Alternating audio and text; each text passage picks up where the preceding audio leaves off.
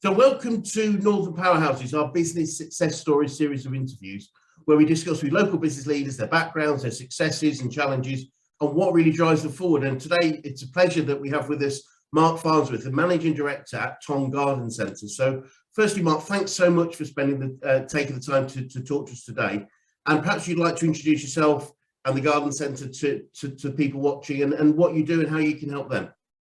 Yeah, thanks very much, Chris. Great to be part of this. I'm Managing Director at Tong Garden Centre. We've been, Tong Garden Centre's been in existence since 1984. We took over nearly 7 years ago. It had been previously family owned, and myself and business partner Tom Megginson, who originally found this and approached me to see if I wanted to be involved. After a protracted period of trying to convince the previous owner to let us have a go, we got it in May 2015, and we've tried to sort of set about restoring its reputation as one of the premier garden centres in Yorkshire. We've been very pleased with the progress we've made, the team we've built, and the results we've seen, and here we are today. Brilliant, brilliant. I'm pretty sure I've been not for a long time, but it's quite a significant site, isn't it, in terms of the area that it covers, if from memory? Yeah, we're very fortunate. One of the biggest appeals to us was that if you sort of draw a circle around West Yorkshire, we are slap bang in the middle. Yep. With good access from the M62, M1, right in between Leeds and Bradford. So with a 22-acre site with car parking for 750 cars. Wow. We have about 12,000 square feet of indoor retail space. 3.5 warehouses. The half is just being built at the moment.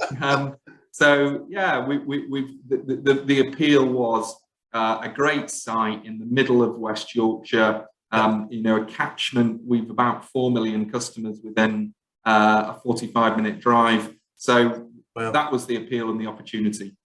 Brilliant. Well, that's incredible. So I'm keen to know a little bit about you and your background and why you chose this. Obviously, it was something that you've been looking at. What was your background, but also the attraction of the garden centre itself? Yeah. So my background did a law degree, but quickly realised I didn't want to get into that. I spent a couple of weeks doing work experience in an office, shut down a corridor, and thought, "Oh my goodness, I can't come and do this every day." All credit to those who can. So got into food and drink and worked for 3 or 4 large food companies: Walker's Crisps, GlaxoSmithKline, and then latterly Nestle. Yep. In mainly sales and marketing roles. So very much dealing with people. Always felt a connection to the consumer and an interest in the consumer. Did a little bit of recruitment in the early part of that, which was fantastic. Hard work, but really enjoyed it and learned a lot about people, interviewing, understanding people and things. So I think my sort of background was this mix of really interested in people and how you can get the best out of people, and at the same time, something that's very tangible for the consumer. Yep. And so I left Nestle to start my own farm shop and cafe over at Hornsey, Freeport. Great. And I did that much to the horror of my parents, who were like, "Why are you leaving this great job with this big international firm and all of this kind of thing," as you do. I was 31 at the time, so I was old enough to make my own decisions. But anyway, it was interesting, and did that for 3 years. We were just taking on a second site at Sledmere when Tom Megginson rang me out of the blue one day and said, "Look, I'm interested in this garden centre. Will you come across and have a look at it with me?" So neither of us had any garden centre background. Tom's very successful farming, property and waste business over in East Yorkshire, but was keen to diversify and do something different. And Yeah, we sort of came in, and one of the first things he said was, "Even we can't mess this up." That was, and we did. We spent 9 months looking. I think we visited 50 garden centres, probably looking at them all, working out what did we want to do, and how are we going to run it. And yeah, we finally got the deal over the line in May 15, and off we go. Wonderful. That's a great story. It's funny. Our founder, Brad Sugar, one of the things he taught me some time ago. We were talking about building businesses and growing businesses, and one of the things he learned himself was when he was looking to buy new businesses. He learned the idea that never buy or start a business where you can ever do the work, because then you're never tempted to. And you know, I know he went through a phase of buying and building a lot of hairdressing salons because he can't cut hair. And the job of the owner is to grow it, not to do the work. And No, I did a course with Goldman Sachs, 10,000 small businesses, yes. and the one line that they said, which really resonates, is work on the business, not in the business. And yeah, same ethos. And it's so difficult. I mean, it can be so difficult, especially when we're up to our neck in muck and bullets, and you know, people are saying, "Look, this is," and you think, "Well, actually, I could go and do that. I could go and, you know, fix a fence, or I could." And it's just, you know, our job. I speak to many people I work with, and you know, I liken it to, you know, a ship. Our job as captain is to be steering and looking at where we're going in the sails, not to be pulling up the sails or the anchor or doing those things. Because if we're pulling alongside our guys, they might appreciate that, but then they're going to wonder who's steering the ship.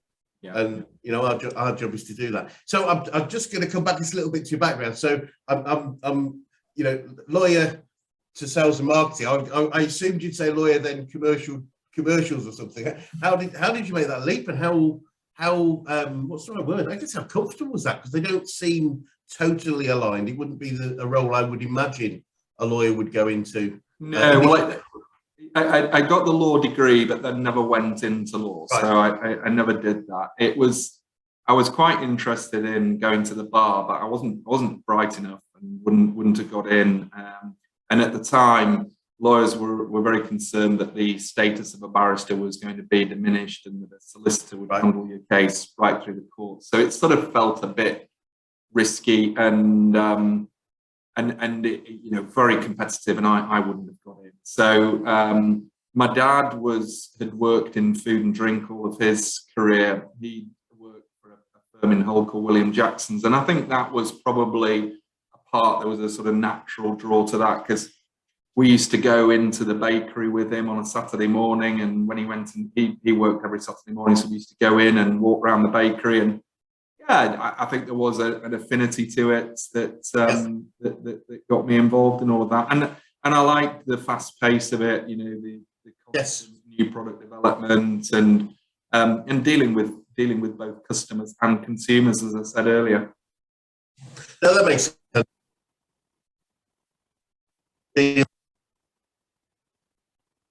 Some of the biggest issues you've had to overcome over the last few years?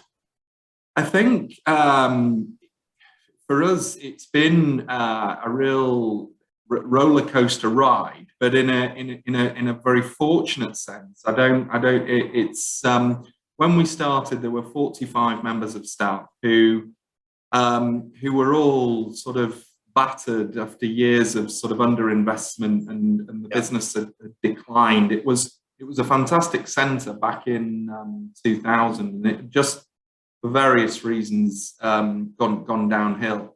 And so we had to come in and sort of show them that we were prepared to work and invest and push it on.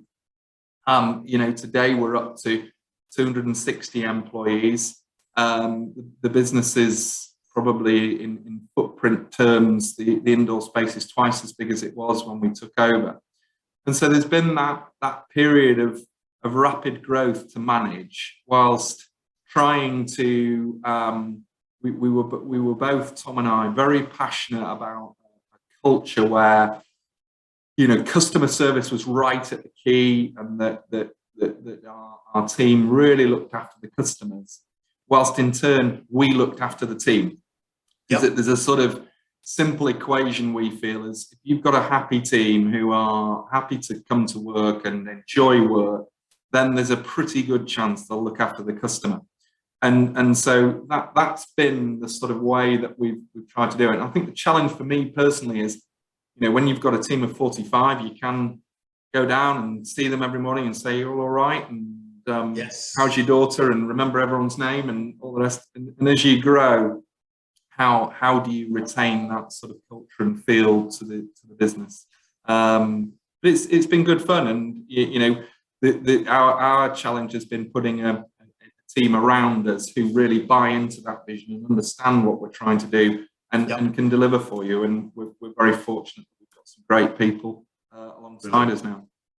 That's significant growth, isn't it? Because 45 up to 250 or so, that's sort of 6 times on team, and as you say, double on space. That's incredible. Well done. Yeah, no, it's sort of, I think when you're in it, you sometimes just don't really think about it. You are conscious of what you're trying to do and all that kind of thing. But if I stopped and sort of thought, oh my God, we're paying 260 people and the wages go out tomorrow and it's X hundreds of £1,000s or whatever, you wouldn't sleep at night. So you just go with it. There's that belief that you're hopefully doing the right thing and you've got the right people on board. And we've been very pleased with the results that we've seen financially and with the customer. No, it's wonderful. Well, I remember my first business got up to about 100, and I think it was about 120 people, and I remember that stage, as you described. The first stage is, everybody, everything about everybody that you employ. So them, their wives, their families, husbands, etc. And then you get to a stage where you know them, but you don't know their families. And then finally, you do get to that point where you go, well, who's that? That's somebody that's the new employee that maybe I don't know. And it is difficult to keep culture, keep values in place as you scale up. But I would suggest the most successful companies are the ones that do that really focus on values and purpose and vision. That's it. Yeah, I mean, we've done a big piece of work really putting values at the heart of our business, and sort of everything then drives off values: the way we recruit, the way we reward, the way we recognise, promote, and all that kind of thing. And actually, COVID's been really interesting because I think it's given us a great opportunity to show how much we care about our team. Great. And we've like many businesses, done our best to be really open with everyone around how we're managing it.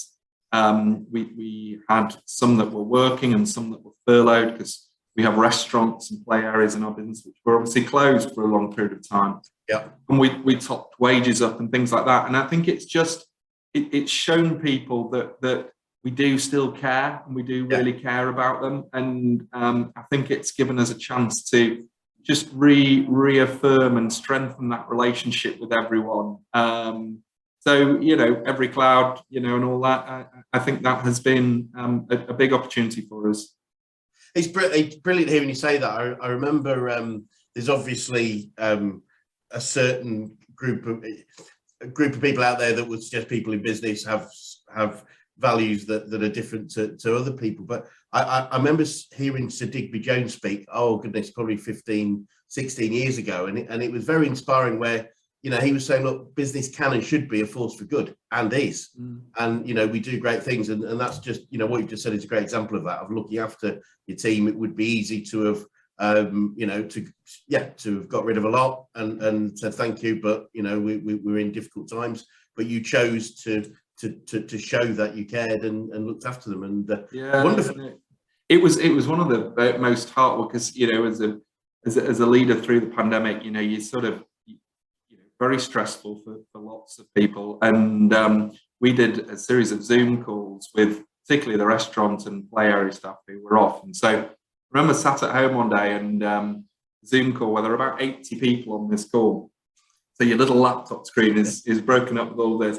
And then within an hour of finishing the call, I'd had about 6 emails from some of the team who'd all said, oh, thanks so much. It was great to be kept in touch. And the personal side of it as well, it's broken up my day. We're really bored at home. And so that's been a real focus for today. I've really enjoyed it. It was great to see everyone. And brilliant. Yeah, it was quite enlightening as to how important all of that was. And I think COVID did give us that opportunity to show how much we cared. It really was. It has been a period of reassessment, hasn't it? Of what, what's important, what isn't, what what we may need to change, and what we maybe don't.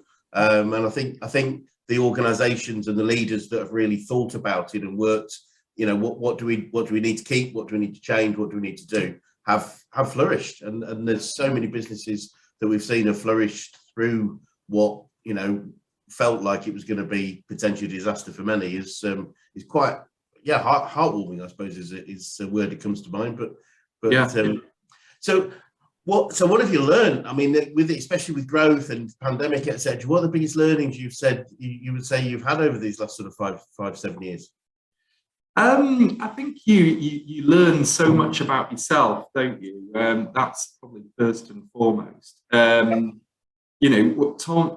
been a fantastic guy to work with, and that comment that I mentioned earlier, he said even we can't mess this up. I think lots of people, and you do naturally sort of stand back and look at people and go, oh, could I really do that? And could we do that? And there must be something about them that's really amazing for them to be able to do that. Whereas once and I'm the fortunate one, I was given this opportunity through Tom to get involved, and you then learn, well, actually, yeah, I can do it. And then, because we were new to the industry, a lot of people in the industry were quite quite interested in what we're doing and sort of saying, oh, you didn't do any of this before. Said, no. But we had some skills around how to manage people and how to manage teams, and this understanding that put the consumer right at the heart of what you do, and so I think learned a lot about the importance of self-awareness for me. Yeah. Around what am I good at, what am I not good at, yep. and putting people around me to plug those gaps that I have. Right. I am an absolute classic 90% person. I get it to 90% and I'm like, I'm done, move on. And so I've got a team around me who are very good at finishing things for me, because I've moved on and I'm on to the next thing. And if they left me on it would be a disaster, because nothing would get finished. But equally, it's important that I do move on and look at what's next and how do we keep taking it forward. Yep. I think the other thing, on a personal level over the last 3 years or so is resilience. Yep.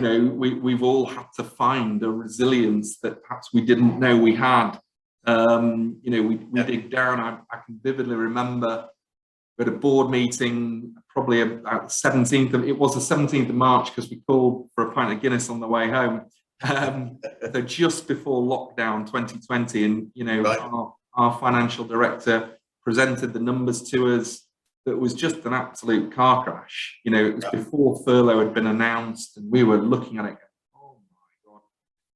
And we had a break in the board meeting. I walked outside, and Tom said to me, come on, this is, we're 26-0 down at half time. We've got to dust ourselves down and get back in and go. And you have to sort of look yourself in the mirror and say, well, if we're not going to face into it, who is? Because we're at the top, we're leaders, we have to find a way to manage this. And we're obviously very relieved when the furlough scheme was announced, but you find a resilience, and you find a depth that you maybe didn't think you had, and it's but you've got to look for it. I firmly believe one of the things I've learned is you've got to look for it, you've got to find it, and then go again.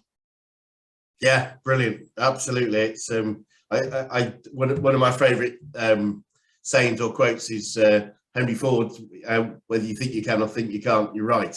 And I think it's that's been a heart of resilience for me, or one of those, is that we can. It's not if it's how, and working hard to find the how, can we, not can we. But it's tough, as you said, and that's why only 4% of the population own businesses. It's it is that challenge, I think, that mental challenge. Yeah, and it's not for everyone, is it? If people don't want to do it, no problem. It's because there's certain strings attached. Absolutely, but still very contribute massively. It's just it is a identity, not just a skill set and a knowledge set. I'd suggest it is an identity set, which can be developed, but also I guess there's an element of our upbringing, our culture, our environment, the people that we associate ourselves with. Speaking of which, who or what would you say have been the biggest influences on your career? Yeah, it's I think you know, just to alluding to what you said there, you know, your parents are, aren't they? They brought up the values of hard work, getting stuck in. You know, my mum had her own catering business alongside, you know, Dad, who worked full time. Dad worked every Saturday morning. He rose from started in a company as a transport assistant, and then rose to be joint managing director and what have you. So, you know, you see that through your childhood. That's that hard work, that ambition, and those values are instilled in you. When I mentioned it earlier, but when I decided I wanted to go off and do my own thing, my dad, who's very conservative, you know, very in a good way, he's risk-free and very sensible, a wise old owl, we call him. He sent me to see his cousin, who was an entrepreneur, very successful, and he said, Frank's going to grill you and really decide whether you want to do this. Brilliant. And so I went down to London to see him, and he'd been very successful throughout his career. And he said, you know, are you sure you want to do this? Yeah, I'm sure. So he said, well, where do you think you can get to within Nestle? So I said, well, I think I could, you know, progress my career there, potentially become a country manager or an MD equivalent. And so he turned and looked at me and said, okay, so you're giving up a £3 million pension. Are you sure you want to do this? And I sort of sat there for a minute, and, you know, you're thinking on the spot, yeah, no, I'm sure, I'm really sure. And it was a great test of, you know, whether I did really want to do it. And and he ended up investing in my foray at Hornsey, and he's been a great help and guide and steer throughout my career. So yeah, you know, it's funny how it all works out. Yeah, wonderful. It's great that sort of balance between, as you say, your risk-averse father and your uncle. It's my cousin, sorry. That's different. And again, I guess it just established that idea that it's an identity as much as a skill set and knowledge set. It's that desire, because potentially, I guess, the logical equation might have fallen on the other side. Completely. Yeah. I remember leaving when we sold to Siemens, and looking back, I'm sure I could have developed my career through Siemens, having sold our business to them, but it wasn't for me. And you always look back and say, well, that you know, that's one route. This is a different route, but I have, you know, I wouldn't be where I am right now, and I'm loving what I do. So that's, I think, as long as we're where we are, where we want to be, then it's all good. That's it.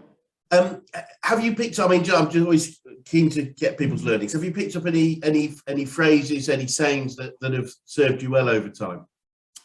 Yeah, I do read a little bit. I'm not a great reader, but there's been various business books that have really, I really enjoyed Julian Rich's books, all about, you know, the team and the importance of the team and everything that he does. I'm a rugby fan and played a lot of rugby, so really enjoyed Legacy by James Kerr. Brilliant. Couple of the phrases that the first chapter for him is sweep the sheds, and the New Zealand, you know, it doesn't matter who you are, but if it's your turn, you sweep the sheds, and I think that's great. And then there's a chapter on people, which is you know, basically don't have any bad apples in your team. And I won't swear as part of this interview, but if you haven't read it, it's well worth it. It's brutally to the point, but they're absolutely right. Tom always talks about no risk, no fun. That's his line, which that's for him. He loves that sort of risk and that the fun element that comes with it. I think the one for me, we have a group of friends that get together on an annual basis, and we talk about one life, no fear, and I think that really resonates with me. and with all of this, you've got to go for it. You know, it's we're only here once, and don't be a bystander. Get involved. Absolutely.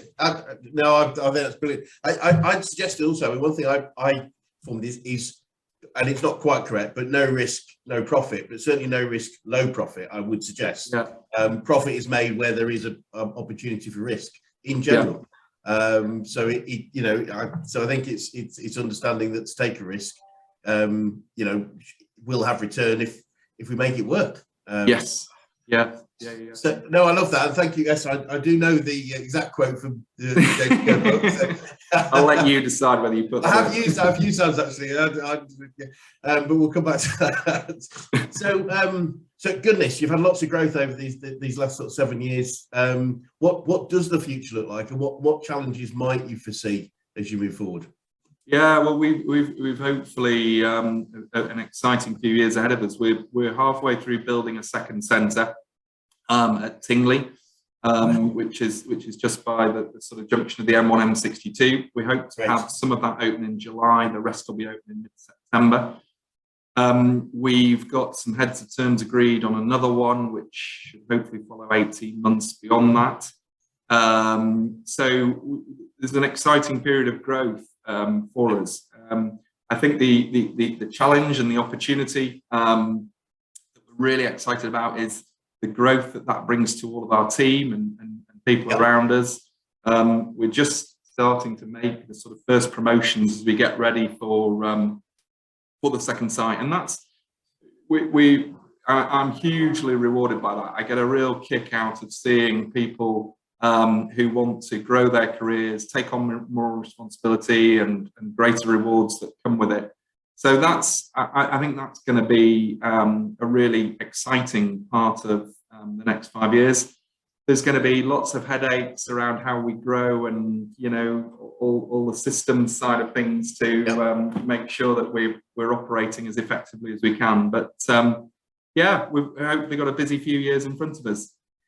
Wonderful. Well, I'd definitely love to come back in another year or so and just see what the next stage has panned out for you, and because it's be a great story to keep following. And just a couple of things, sort of as we close. I'm really interested to get your views on both these questions, because I'm really interested to get your response. But what would you say to anyone that was thinking of going into business right now? Yeah, I think the experience I went through with my dad's cousin Frank, was a really good one. You've got to really think if it's right for you. I'm not someone who sits in and says, "Yeah, go for it," have a go, because it's not for everyone. You mentioned, didn't you, 4% of people leave business, have their own businesses and things. So it's clearly not for everyone. But if it is for you, and you think you've got the tenacity, the resilience, the courage, the strength of character, then go for it, because it is hugely rewarding. I love it. I get a real kick out of it in so many ways, and really, really enjoy it, and feel like you have that sort of sense of fulfillment that I feel I'm very fortunate to get.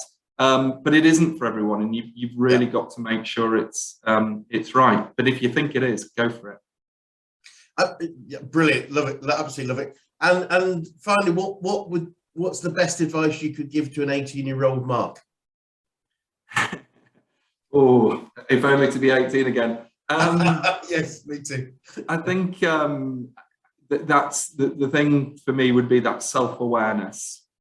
Really, and we change. At 18, we are what we are, driven by the experiences we've had in life at that point. But be really self-aware. Be really honest with yourself about what are you good at and what are you not so good at. Where are the areas that you're comfortable? Where are the areas that scare you senseless? Because if you put yourself in positions where you think you're good and you think you can win and succeed, you probably will. But you've got to be really honest with yourself and be and keep checking in, because we all change as we go through, and we learn, and we stretch ourselves, and we get better at things that we weren't that good at. And that self-awareness, I think, would be the biggest thing I would encourage people to tap into. I think that's very wise words. And Brian Tracy comes to mind. He talks about the most successful organisations are those where most people spend most of their time doing the 3 things they really love and they're really good at, and delegate the rest. Because for everything I don't like, somebody else will love that. So rather than try and improve my weaknesses, let's all play to our strengths. And in general, our strengths are typically what we love. Therefore, if everyone is doing what they love and what they're good at, then you just get there happier, faster, and in a better way. Well, Mark, that's been absolutely fascinating. Thank you so much for your thoughts and for participating. And there's a lot of great learning from everything we've talked about. Thanks very much. Thank you.